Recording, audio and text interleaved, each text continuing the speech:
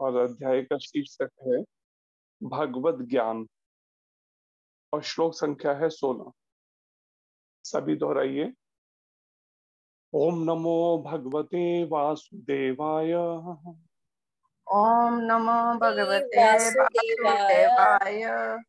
ओम नमो भगवते वासुदेवाय। ओम ओम नमो नमो भगवते भगवते वासुदेवाय। वासुदेवाय। ओम नमो भगवते वासुदेवाय। ओम ओम नमो नमो भगवते भगवते वासुदेवाय। वासुदेवाय। ओम अज्ञानतिमिरान्धस्य ओम ओम अज्ञान ज्ञानतिमिरान्धस्य ज्ञानाञ्जन शलाकय ज्ञानरञ्जन शलाकया चक्षुरुन्मीलितं येन चक्षुरुन्मीलितं येन तस्मै श्री गुरुवे नमः। तस्मै श्री गुरुवे श्री नमः। गुरुवे नमः। नमः ओम विष्णुपादाय ओम विष्णुपादाय कृष्ण पृष्ठाय भूतले कृष्ण कृष्णाय भूतले श्रीमते भक्ति वेदांत श्रीमती भक्त वेदन्ते स्वामिन इति नामिने स्वामिनिति नामनि नामिने नमस्ते सरस्वती देवे नमस्ते सरस्वती देवी देवे गौरवाणी प्रचारिणे गौर प्रचारवाणी निर्विशेष शून्यवादी निर्विशेष शून्यवादी शून्यवादी सत्य देश तारिणे समस्त देश तारिणे। जय श्री कृष्ण चैतन्य जय श्री कृष्ण चैतन्य प्रभु नित्यानंद प्रभु नित्यानंद श्री अद्वैत गदाधर श्री अद्वैत गदाधर श्रीवासादि श्रीवासादि गौर भक्त वृंद। गौर भक्त वृंदा। हरे कृष्ण हरे कृष्ण हरे कृष्णा कृष्णा कृष्ण कृष्ण हरे हरे कृष्णा कृष्णा हरे हरे हरे राम हरे राम हरे राम राम राम हरे हरे राम राम हरे हरे। भगवान श्री कृष्ण की वाणी भगवत गीता की जय। जय। श्री कृष्ण चंद्र भगवान की जय। जय अर्जुन जी महाराज की जय। जय प्रभुपाद महाराज की जय। जय श्री गुरु महाराज की जय। जय अनंत कोटि वैष्णव वृंद की जय। जय। बात तो ये श्रीमद् भगवत गीता यथा रूप का 7वां अध्याय और 16वां श्लोक है। तभी प्रयास कीजिए दोहराने का। चतुर्विधा भजन्ते माम चतुर्विधा भजन्ते माम जना सुकृतिनो अर्जुन जना सुकृतिनो अर्जुन आर्तो जिज्ञासुरर्थार्थी आर्थो जिज्ञासुरर्थी ज्ञानी च भरत ऋषभ ज्ञानी च भरतर्षभ। पढ़िए आप में से कोई भक्त। हरे कृष्णा प्रभु जी, दंडवत प्रणाम। जी हरे कृष्ण जी। चतुर्विधा भजन्ते माम जना सुकृतिनो अर्जुन आर्तो जिज्ञासुरर्थार्थी ज्ञानी च भरतर्षभ। हरे कृष्णा प्रभु जी, दंडवत प्रणाम। हरे कृष्ण प्रभु जी, दंडवत प्रणाम। जी हरे कृष्ण जी। चतुर्विधा भजन्ते माम जना सुकृतिनो अर्जुन आर्तो जिज्ञासुरथ आर्ति ज्ञानी च भरतर्षभ। हरे कृष्ण प्रभु जी। और कोई भक्त पढ़ना चाहता है? हरे कृष्णा प्रभु जी, दंडवत प्रणाम। जी हरे कृष्ण। चतुर्विद्या भजन्ते माम जना सुकृतो अर्जुन आर्तो जिज्ञासो अर्थी ज्ञानी च भरत ऋषभ। हरे कृष्ण। हरे कृष्ण। अनुवाद दोहराइए। हे भरत श्रेष्ठ, हे भरत श्रेष्ठ, चार प्रकार के पुण्यात्मा चार प्रकार के पुण्यात्मा मेरी सेवा करते हैं। मेरी सेवा सेवा करते हैं आर्त आर्त जिज्ञासु जिज्ञासु अर्थार्थी तथा अर्थार्थी तथा ज्ञानी। ज्ञानी। ज्ञानी। तात्पर्य अर्चनीय वंदनीय प्रातः स्मरणीय ज्योतिषुल प्रभुपाद महाराज की जय। जय। तात्पर्य का फर्स्ट पैराग्राफ पढ़िए आपने से कोई भक्त। जी प्रभु जी, हरे कृष्णा। हरे कृष्ण। दुष्कृति के सर्वथा विपरीत ऐसे लोग हैं जो शास्त्रीय विधि विधानों का दृढ़ता से पालन करते हैं और ये सुकृतिनः कहलाते हैं। अर्थात ये वे लोग हैं जो शास्त्रीय विधि विधानों, नैतिक तथा सामाजिक नियमों को मानते हैं और परमेश्वर के प्रति न्यूनाधिक भक्ति करते हैं। इन लोगों की 4 श्रेणियां हैं। पहले वे जो पीड़ित हैं, दूसरे वे जिन्हें धन की आवश्यकता है, तीसरे वे जिन्हें जिज्ञासा है और फोर्थ वे जिन्हें परम सत्य का ज्ञान है। ये सारे लोग विभिन्न परिस्थितियों में परमेश्वर की भक्ति करते रहते हैं। ये शुद्ध भक्त नहीं हैं, किंतु ये भक्ति के बदले कुछ महत्वाकांक्षाओं की पूर्ति करना चाहते हैं। शुद्ध भक्ति निष्काम होती है और उसमें किसी लाभ की आकांक्षा नहीं रहती। भक्ति रसा अमृत सिंधु में 1.1.11 में शुद्ध भक्ति की परिभाषा इस प्रकार की गई है। अन्य अभिलाषिता शून्यम ज्ञान कर्माध्यनावृतम आनुकूल्येन कृष्णानु अनुशीलनम भक्तिरुत्तमा। इसका भावार्थ है, मनुष्य को चाहिए कि परमेश्वर कृष्ण की दिव्य प्रेमा भक्ति किसी साकाम कर्म अथवा मनोधर्म द्वारा भक्ति लाभ की इच्छा से रहित होकर करे। यही शुद्ध भक्ति कहलाती है। हरे कृष्णा प्रभु जी, धन्यवाद, प्रणाम। हरे कृष्णा।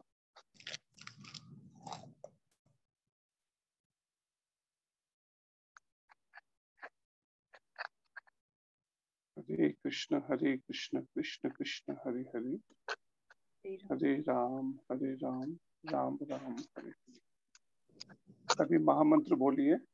हरे कृष्णा कृष्ण कृष्ण कृष्ण हरे हरे, हरे कृष्ण हरे हरे, हरे राम राम राम हरे हरे।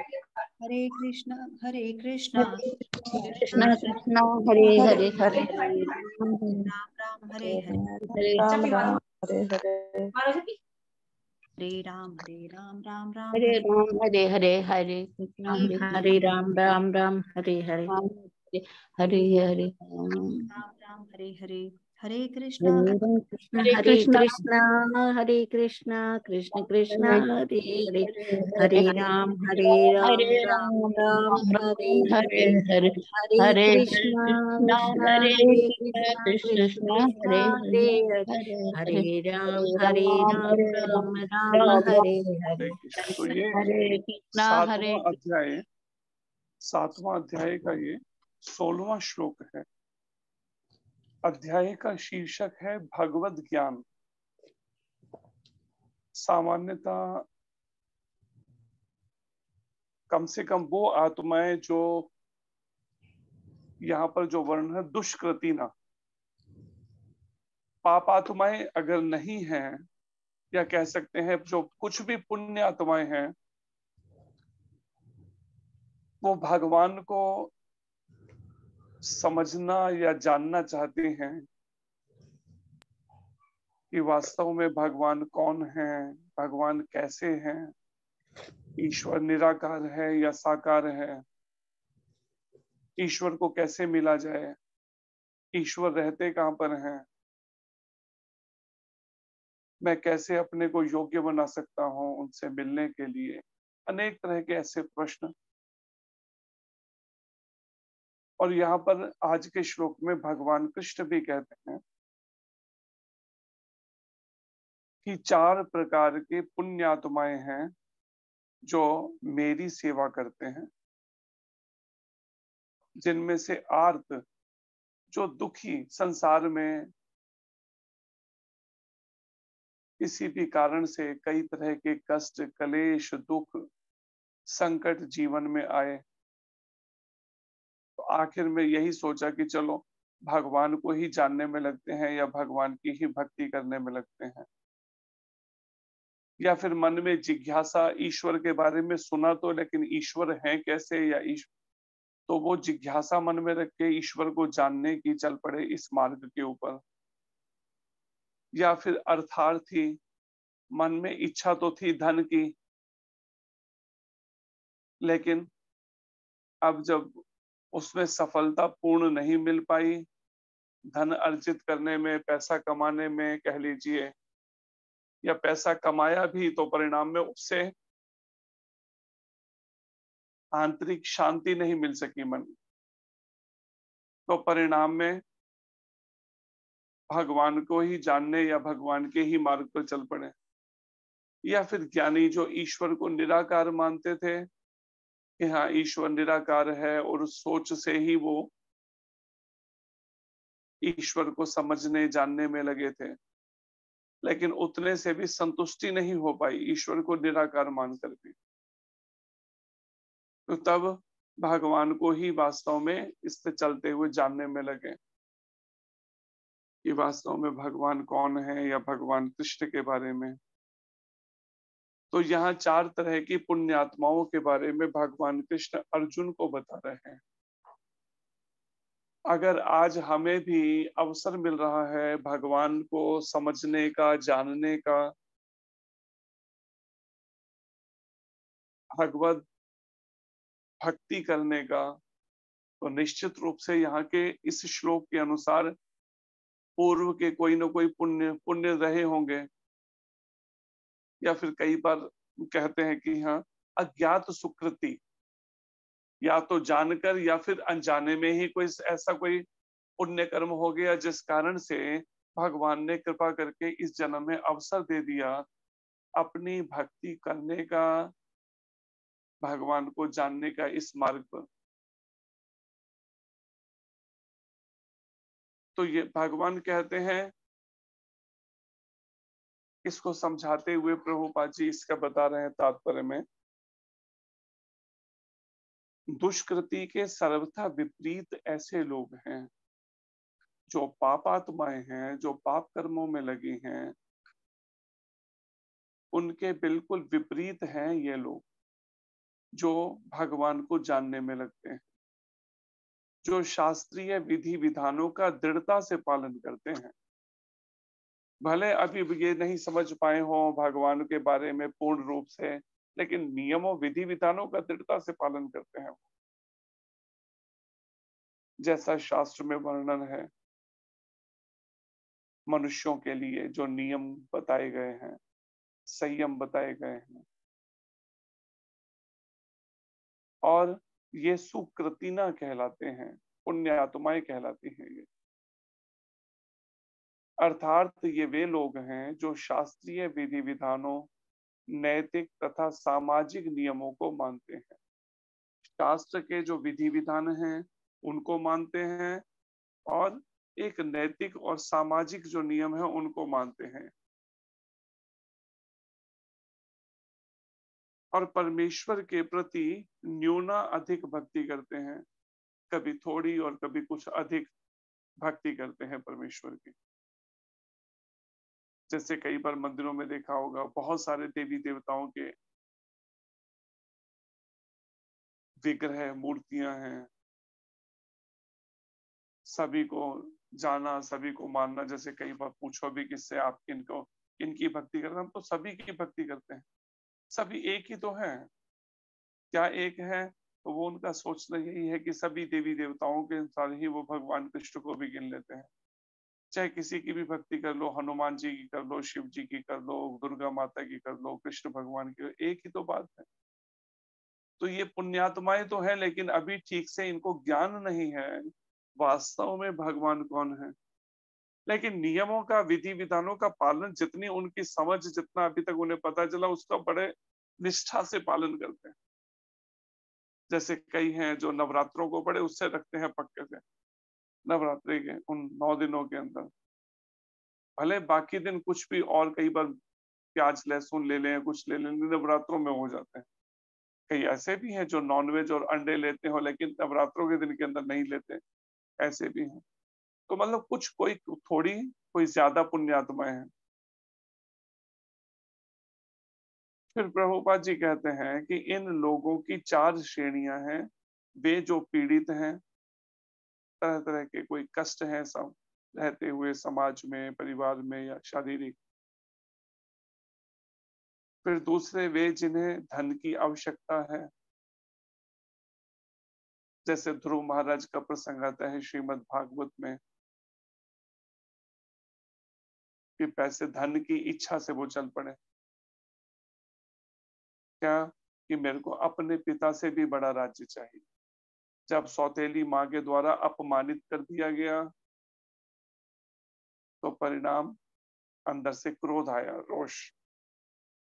तो 5 साल के बालक के रूप में ध्रुव महाराज सोचते हैं कि अब मैं तपस्या करूंगा और तपस्या करके भगवान विष्णु को, भगवान नारायण को, भगवान कृष्ण को प्रसन्न करके उनसे क्या मांगूंगा, अपने पिता से भी बड़ा राज्य, अपने दादा से, मनु महाराज से भी बड़ा राज्य, अपने परदादा से भी, ब्रह्मा जी से भी बड़ा मेरे को अब साम्राज्य चाहिए। तो वो धन की आवश्यकता का, वे जिन्हें जिज्ञासा है, फिर जो ईश्वर को जानना चाहते हैं, अभी ठीक से मालूम नहीं है वास्तव में भगवान कौन है, तो पर उनको जानने की जिज्ञासा मन में है ईश्वर को, कि वास्तव में वो ईश्वर निराकार है या साकार है। अगर साकार है तो कैसा है उसका स्वरूप। और वे जिन्हें परम सत्य का ज्ञान है, इतना तो जान लिया कि हाँ परम सत्य है ईश्वर, लेकिन वो कैसे, उसके बारे में पूर्ण ज्ञान नहीं है कि वास्तव में वो कौन है परम सत्य। जैसे बहुत से समाज में ऐसे हैं,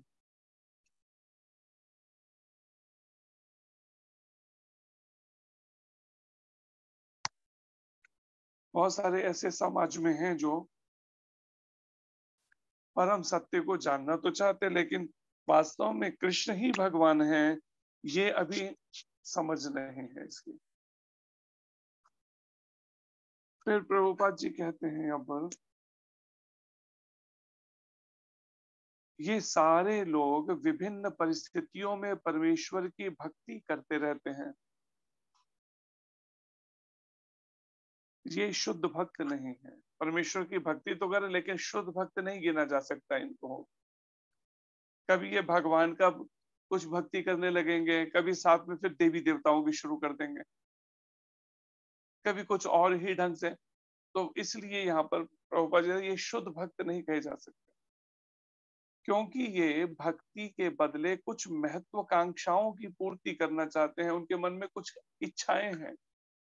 जैसे गुरु महाराज कहते हैं कि पूरे विश्व भर में अभी ये आरती गाई जाती है, अधिकतर लोग गाते हैं। अब जिसने भी लिखी, अब वो प्रचलित हो गई समाज में, क्योंकि लोगों के मनों में महत्वाकांक्षाएं थी उसकी, इसलिए उनको वो आरती पसंद भी आई कि ओम जय जगदीश हरे, जय जगदीश हरे, भक्त जनों के संकट पल में दूर करे। या फिर जिसकी आगे पंक्तियों में सुख संपत्ति घर आवे, कष्ट मिटे तन का। तो इस बात को कि मन में बहुत सारी महत्वाकांक्षाएं हैं, तो उनकी पूर्ति के लिए ही चलो भगवान की पूजा की जाए।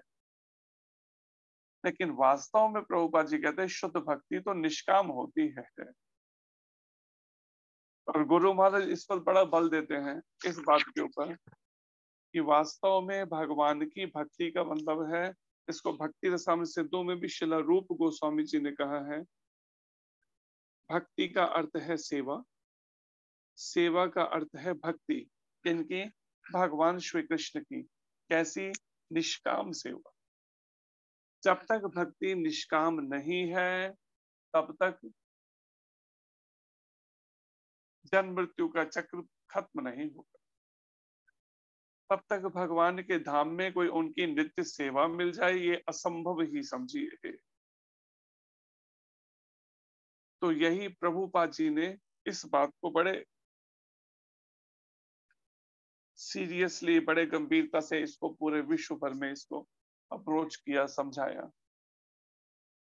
और भी गीता पर बहुत सारे अनुवाद हैं, मार्केट में मिलते हैं, लेकिन इस बात को जो यहाँ है शुद्ध भक्ति निष्काम होती है, इस बात को नहीं समझाया जा रहा उतनी गंभीरता से।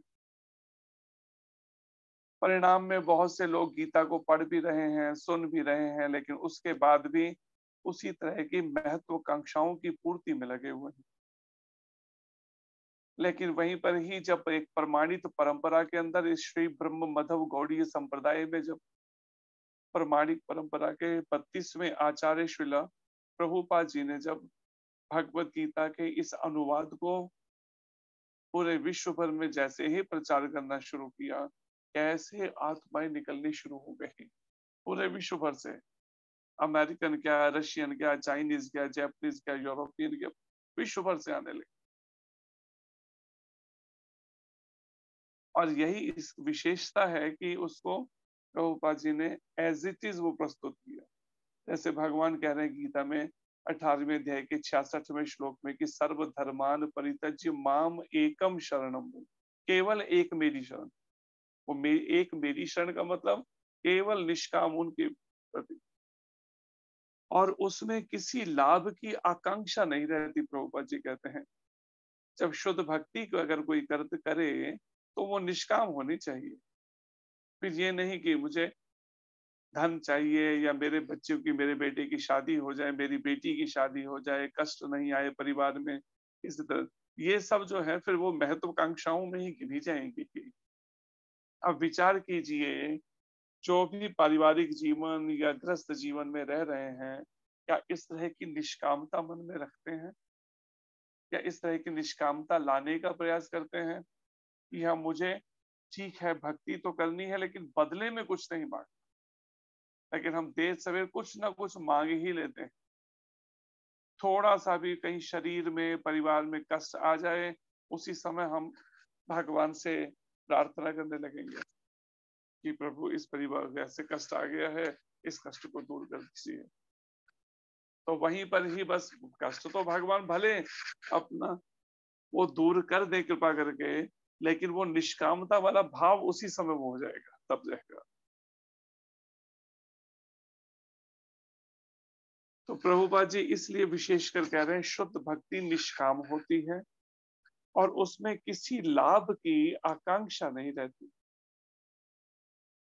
भक्ति रसामृत सिंधु में पहले स्कंद के पहले शुरुआत में अध्याय के 11वें श्लोक में शुद्ध भक्ति की परिभाषा इस प्रकार की गई है। अन्याभिलाषिता शून्यम ज्ञान कर्माद्यनावृतम अनुकूल्येन कृष्ण अनुशीलनम भक्तिरुत्तमा। मनुष्य को चाहिए कि परमेश्वर कृष्ण की दिव्य प्रेम भक्ति किसी सकाम कर्म अथवा मनोधर्म द्वारा भौतिक लाभ की इच्छा से रहित होकर करे, यही शुद्ध भक्ति कहलाती है। तो ये भक्ति रसामृत सिंधु में इसी बात को विशेषकर इस श्लोक के माध्यम से श्रील रूप गोस्वामी वर्णन करा है कि मनुष्य को चाहिए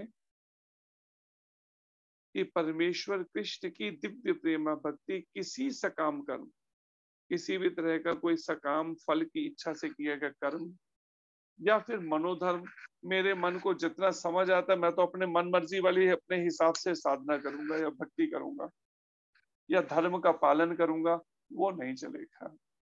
रूप गोस्वामी जी कहते हैं मनोधर्म द्वारा नहीं कि हाँ मेरे मन को जैसा जैसा लगता मैं तो उसी तरह की ही साधना भक्ति करूं। मनोधर्म द्वारा भौतिक लाभ की इच्छा से रहित होकर करे, कोई भी और भौतिक लाभ की इच्छा नहीं होनी चाहिए। और मन मर्जी वाली साधना नहीं चाहिए। मन किया तो मंगल आरती उठ गए, मन किया तो नहीं उठे, मन किया तो जप कर लिया, मन नहीं किया तो नहीं किया जप, मन किया तो भगवान की सेवा कर ली, मन नहीं किया तो ठीक है नहीं गए सेवा के अंदर। पर ये ठीक नहीं, मनोधर्म से नहीं, रूप गोस्वामी। और भौतिक लाभ की इच्छा से रहित होकर अगर भक्ति की जाए तो रूप गोस्वामी जी कहते हैं यही शुद्ध भक्ति कहलाती है। जब ये 4 प्रकार के लोग परमेश्वर के पास भक्ति के लिए आते हैं और शुद्ध भक्त की संगति से पूर्णतया शुद्ध हो जाते हैं, तो ये भी शुद्ध भक्त हो जाते हैं। चाहे किसी भी परिस्थितिवश ये इन प्रकार कैसे ही शुद्ध भक्ति की संगति अगर इन्हें मिल जाए, आर्त अर्थार्थी जिज्ञासु या ज्ञानी, इन चारों में से, तो प्रभुपाद जी कहते हैं ये भी धीरे धीरे शुद्ध भक्त बन जाते हैं। जहां तक दुष्टों अथवा दुष्कृतियों का प्रश्न है, उनके लिए भक्ति दुर्गम है।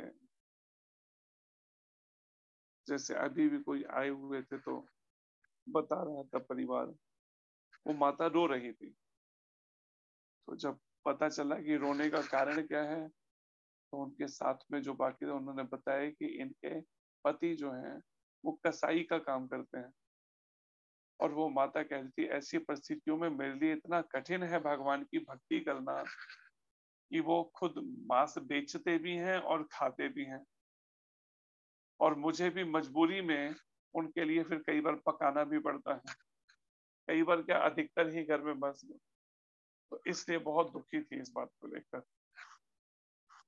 तो उनसे इस विषय पे ही बात हो रही थी कैसे इससे अब परिस्थिति से निकला जाए।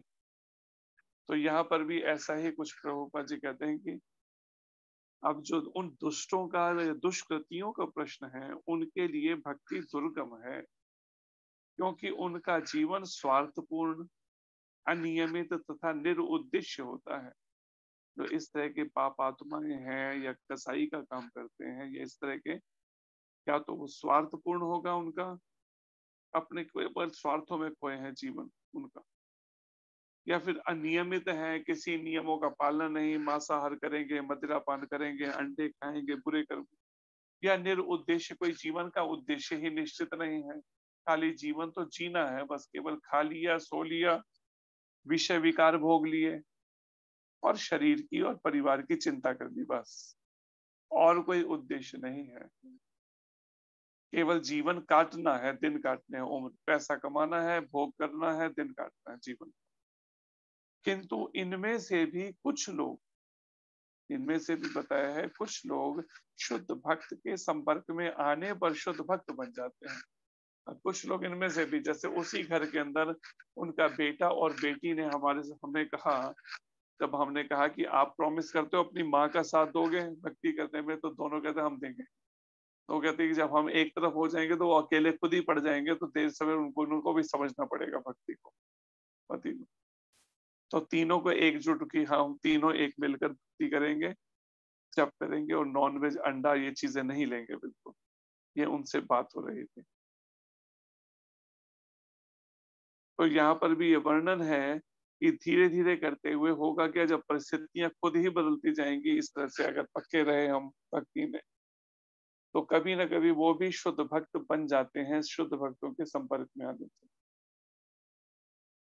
जो लोग सदैव सकाम कर्मों में व्यस्त रहते हैं, अब उनकी बात प्रभुपाद जी कर रहे हैं, जो हमेशा केवल फल की इच्छा से ही उसमें व्यस्त रहे, उनको कोई मतलब कैसी भक्ति किस बात कुछ हो सकती, उन्हें तो केवल फल की इच्छा से कर्म करना है बस, उन्हें कोई और भाषा समझ ही नहीं आती, केवल फल। वे संकट के समय भगवान के पास आते हैं। ऐसे जो हैं, जब कोई संकट आएगा तो भगवान के पास पहुंच जाएंगे, और तब वे शुद्ध भक्तों की संगति करते हैं।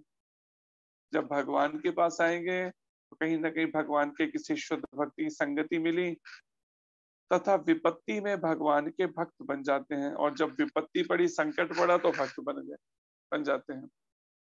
ऐसे चल रहे थे, अपनी भौतिक कामनाओं को पूर्ति के लिए सकाम कर्मों में ही व्यस्त थे, लेकिन परिस्थितियां ऐसा मोड़ लें कि कुछ ऐसे पारिवारिक या सामाजिक कुछ ऐसे संकट आ गए, चाहे व्यापार में या कैसे भी, तो उन संकटों से निकलने के लिए भगवान की शरण में आए, भगवान के मंदिर जाने लगे या उस तरह से, और शुद्ध भक्त की संगति मिली भक्तों की, और धीरे धीरे वो भी भक्त बन जाते हैं। जो बिल्कुल हताश हैं, फिर प्रभुपाद जी कहते जो बिल्कुल हताश हैं वे भी कभी कभी शुद्ध भक्तों की संगति करने आते हैं। जो बहुत ही विचलित है वो भी कभी कभी शुद्ध भक्तों की संगति करने के लिए आते हैं और ईश्वर के विषय में जानने की जिज्ञासा करते हैं।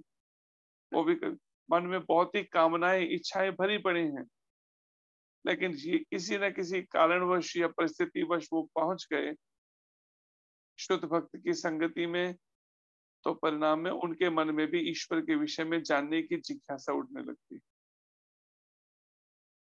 इसी प्रकार शुष्क चिंतक जो एक तरह से कह सकते हैं कि मायावादी हैं या फिर निराकारवादी हैं, ऐसे शुष्क चिंतक जो ईश्वर को निराकार मान के ही चल रहे हैं, जब ज्ञान के प्रत्येक क्षेत्र में हताश हो जाते हैं, सब तरह से प्रयास किए लेकिन उसके बाद भी मन शांत नहीं हुआ, कितना भी साधन किया, तो वे भी कभी कभी ईश्वर को जानना चाहते हैं। ऐसे ही बिहार के एक संत थे, बिहार के साइड के, तो वो भी निराकार मानकर चलते थे, लेकिन एक लंबे समय के बाद में जब उनको उसमें नहीं संतुष्टि हुई तो वो भगवान कृष्ण की, भगवान राम की भक्ति में आ गए। उन्होंने अपनी कुछ पुस्तकें भी लिखी हैं जिसके अंदर भगवान बड़े सुंदर तरीके से उन्होंने भगवान कृष्ण की भक्ति के बारे में बताया या वर्णन किया अपने अनुभवों को। तो वे भी कभी कभी ईश्वर को जानना चाहते हैं और वे भगवान की भक्ति करने आते हैं। इस प्रकार ये निराकार ब्रह्म तथा अंतर्यामी परमात्मा के ज्ञान को पार कर जाते हैं। तो परिणाम जब वो भगवान की भक्ति में लगते हैं, चाहे शुरुआत में नाम जप से ही शुरुआत करें या फिर भगवान के ही लीलाओं को सुनने से ही शुरुआत करें या मंदिर जाना शुरू किया, धीरे धीरे वो इस प्रकार ये निराकार ब्रह्म ईश्वर को जो निराकार मानने वाली सोच है या फिर योगी की जो हृदय अंतर्यामी परमात्मा वाली सोच है, इस ज्ञान को पार कर जाते हैं। ज्ञानी और योगी दोनों को उनको पार कर जाते हैं और भगवत कृपा से या उनके शुद्ध भक्त की कृपा से उन्हें साकार भगवान का बोध हो जाता है। या तो भगवान की कृपा से कह लीजिए या फिर भगवान के शुद्ध भक्त की कृपा से उनको ये ज्ञान हो जाता है कि वास्तव में भगवान तो श्री कृष्ण ही हैं, उस साकार भगवान। कुल मिलाकर जब आर्त जिज्ञासु ज्ञानी तथा धन की इच्छा रखने वाले समस्त भौतिक इच्छाओं से मुक्त हो जाते हैं, जब उनकी सारी धीरे धीरे भौतिक इच्छाओं से मुक्त हो जाते हैं और जब वे यह भली भांति समझ जाते हैं कि भौतिक आसक्ति से मुक्त से आध्यात्मिक उन्नति का कोई सरोकार नहीं। जो हमारी पारिवारिक या कुटुंब की या कहीं भी भौतिक आसक्ति है शरीर में, परिवार, इस आसक्ति से आध्यात्मिक उन्नति का, भगवत प्राप्त मार्ग में उन्नति का कोई सरोकार लेना देना नहीं आपस में, तो वे शुद्ध भक्त बन जाते हैं। तब इसे व्यवहारिक रूप में जब वो समझ जाते हैं तो फिर वो भौतिक उन इच्छाओं को, आसक्तियों को छोड़कर शुद्ध भक्त बन जाते हैं। जब तक ऐसी शुद्ध अवस्था प्राप्त नहीं हो लेती, जब तक अभी ये स्थिति नहीं आई है उनकी, तब तक भगवान की दिव्य सेवा में लगे भक्त सकाम कर्मों में या संसारी ज्ञान की खोज में अनुरक्त रहते हैं। या तो भगवान की दिव्य सेवा में लगे रहते हैं या फिर लगे भक्त सकाम कर्मों में या तो लगे रहे, या फिर संसारी ज्ञान की खोज में अनुरक्त, कुछ ना कुछ खोजते रहते हैं ईश्वर को जानने के बारे में। कभी कोई ग्रंथ उठाएंगे, कभी कोई बुक कुछ उठाएंगे, पुस्तक उठाएंगे, कभी कहीं से कभी कहीं से जानना है बस वास्तव में ईश्वर के बारे में। या फिर सकाम कर्मों में लगे रहते हैं तब तक, जब तक शुद्ध भक्ति नहीं जागी हृदय में, तो तब तक भौतिक इच्छाएं, कामनाएं वो सब मन में डेरा डाले रहती। उससे थोड़ा निकलने लगते हैं सकाम कर्मों से, तो संसारी ज्ञान की खोज में, संसारिक ज्ञान में लग जाते हैं, कोई भौतिक कुछ भी ज्ञान संसार का, जैसे ये साइंटिस्ट हैं, ये इस तरह के भौतिक ज्ञान के अंदर ही उसमें लगे हैं, पूरी शक्ति लगा रखी है। अतः शुद्ध भक्ति की अवस्था तक पहुंचने के लिए मनुष्य को इन सबों को लांघना होता है।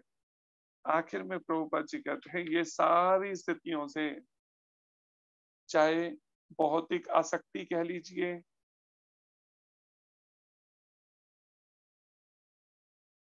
या फिर सकाम कर्म कह लीजिए, फल की इच्छा से किए जाने वाले कर्म, या फिर संसारी ज्ञान की खोज, तरह तरह से कभी कुछ मन करता है जानने में लगने के लिए संसारिक, किसी भी संसारिक विषयों से संबंधित, इन सबको लांघना पड़ता है। प्रभुपाद जी कहते हैं इससे ऊपर, तब कहीं जाके वो शुद्ध भक्ति में कहीं लग पाता है। तो ये श्लोक विशेषकर भगवान कृष्ण ये बात यहाँ समझा रहे हैं कि जब तक हम इस सारी भौतिक दौड़ से, जो पहले भी वर्णन है, ईश्वर को निराकार मानकर चलना, निराकार ब्रह्म को जानने की, या फिर अंतर्यामी परमात्मा योगी जो अपने हृदय में ही ध्यान करने में, इन सब से वो बाहर निकलना पड़ेगा। या फिर भौतिक चाहे आसक्ति है, पारिवारिक कौटुंबिक, हम कुछ भौतिक मन में इच्छाएं रखे हुए हैं, कष्ट कट जाए पारिवारिक, इन सब से जब तक हम बाहर नहीं निकलेंगे तब तक भगवान की शुद्ध भक्ति या भगवान की नित्य सेवा प्राप्त नहीं हो सकेगी। चाहे हम इसमें फिर कई जन्म लगाएं या एक ही जन्म में करें प्रयास, ये अब ये हम पर डिपेंड करता है ये चीज के लिए। और प्रभुपाद जी ने कृपा करके इस हरे कृष्ण आंदोलन के माध्यम से ये अवसर दिया है भक्ति करने का, निष्काम भक्ति करने का। लेकिन फिर अगर उसमें कोई निष्काम भक्ति छोड़कर सकाम बनने लगे तो परिणाम क्या होगा? फिर दोबारा उसको जन्म मृत्यु के चक्र में गिरना पड़ेगा। जैसे कोई हमें मिले तो वो हमसे यही बात कर रहे थे अभी 2-4 दिन पहले ही, ये कुछ जगह जैसे भगवान की सेवा के लिए सैलरी या कमीशन मिल रही, क्या ये ठीक है? मैंने कहा बिल्कुल गलत है, ये जो भी कर रहा है वो गलत है, चाहे संस्था के बाहर कर रहा है या फिर संस्था के अगर कोई अंदर भी अगर ऐसा कर रहा है तो गलत कर रहा है। इससे भगवान की शुद्ध भक्ति नहीं मिल पाएगी। हाँ, अपनी आयु नष्ट कर देगा, सारी आयु गंवा देगा। सोच, भले उसे लगे कि हाँ देखो अब पैसे से एक जीवन सुविधापूर्ण तरीके से मैं भक्ति कर रहा हूँ, पैसा भी आ रहा है, चाहे वो कमीशन के रूप में आ रहा है, चाहे सैलरी के रूप में आ रहा है, तो चलो अच्छे से भक्ति तो हो रही है, लेकिन वो अच्छे से भक्ति नहीं कही जाएगी। वो केवल उसके मन की मलिनता या मन का मैलापन कह सकते हैं, जो उसे लग रहा है कि मैं अच्छे से भक्ति कर रहा हूँ। अगर श्रीला रूप गोस्वामी जो भक्ति रसामृत सिंधु में बता रहे हैं और प्रभुपाद जी जो बता रहे हैं तात्पर्यों में, उसके अनुसार वो वास्तव में शुद्ध भक्ति नहीं कही जा सकती। शुद्ध भक्ति का तो मतलब यही है कि अन्य अभिलाषिता शून्यम, भक्ति तो केवल निष्काम होनी चाहिए। जैसे गुरु महाराज अपनी भाषा में कहते हैं, मुझे लाख ना करोड़ ना हजार चाहिए, मुझे श्याम जी, मुझे कृष्ण जी, बस तुम्हारा प्यार चाहिए। मुझे लाख ना करोड़ ना हजार, कोई भी और भौतिक इच्छा नहीं चाहिए। मेरे परिवार में मेरे बेटे को ठीक कर दो, मेरी पत्नी को, मेरे पति को, या मेरे परिवार, कुछ भी है। जब हमने कोई भी भौतिक इच्छा करी, समझो भक्ति क्षीण हो जाएगी उसी समय। फिर हम ये नहीं कह सकते कि इसी जन्म में भगवत प्राप्ति हम कर पाएंगे अगर ऐसे ही भौतिक इच्छाएं करते रहेंगे, इससे समझेंगे नहीं। इसलिए आखिर में प्रभुपाद जी ने क्या कहा, इस सब अवस्थाओं को लांघना पड़ेगा, इससे ऊपर उठना पड़ेगा अगर वास्तव में शुद्ध भक्ति प्राप्त करनी है और भगवान के धाम में उनकी नित्य सेवा प्राप्त करनी है, जन्म मृत्यु जरा व्याधि के चक्र से अगर छूटना है तो। हरे कृष्णा, धन्यवाद। कोई प्रश्न हो तो कर सकते हैं आपस से।